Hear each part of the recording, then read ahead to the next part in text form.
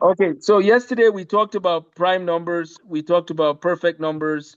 Um, Today I want to do a quick overview of order of operation because so perfect numbers, and today we're going to discuss order of operation just because it is the next section in our book, order of operations, and it's 1.5 in a particular text. It's different topics in different textbooks. But let's do this. Let's take a number like 2 plus 3 squared, and we're going to divide that by 5. So according to PEMDAS, which you guys I'm sure have seen before, we're just going to write it down again. It is parentheses, exponents, then multiplication, division. So multiplication and division. That's the key here. And division from left to right. So it's from left to right. And I'll explain what this all means in a second. And then addition and subtraction from left to right. Addition and subtraction. So PEMDAS is saying parentheses, exponents, multiplication, and division, addition and subtraction from left to right. So here's how it works. PEMDAS is saying that the parentheses comes first. There's no debate about that, okay? And then after the parentheses, the exponents come second. There is no debate about that. But for the multiplication and division, they come third depending on left to right. So if you encounter a division before a multiplication, you can do the division first. That's fine. But it must be from left to right. And then addition and subtraction from left to right. So that is how it works, okay? It works like left to right for multiplication division, but addition and subtraction comes fourth. So parentheses comes first. That's always first. Exponents come second. Exponents. So it's almost like a ranking. You know, in the military, they have ranks. So the person who's a general is higher than someone who's a colonel, right? The rank, parentheses ranks above exponents. But third is actually a tie. It's a tie. It's multiplication and division.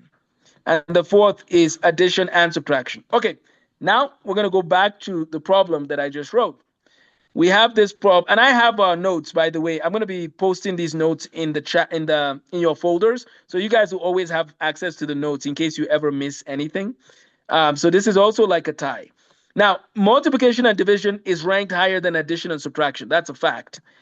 Now we're going to go back to our problem. It says 2 plus 3 squared divided by 5.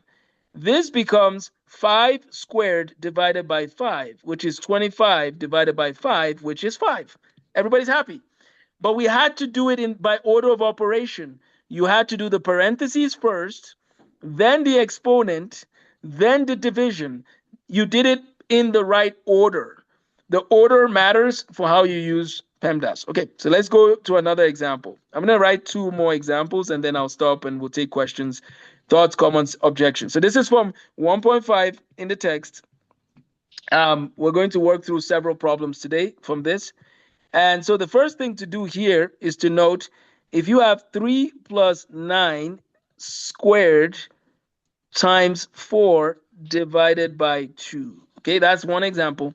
Another example is we're going to do 5 plus 7 squared divided by 4 plus 3. Okay, let's start with the first one.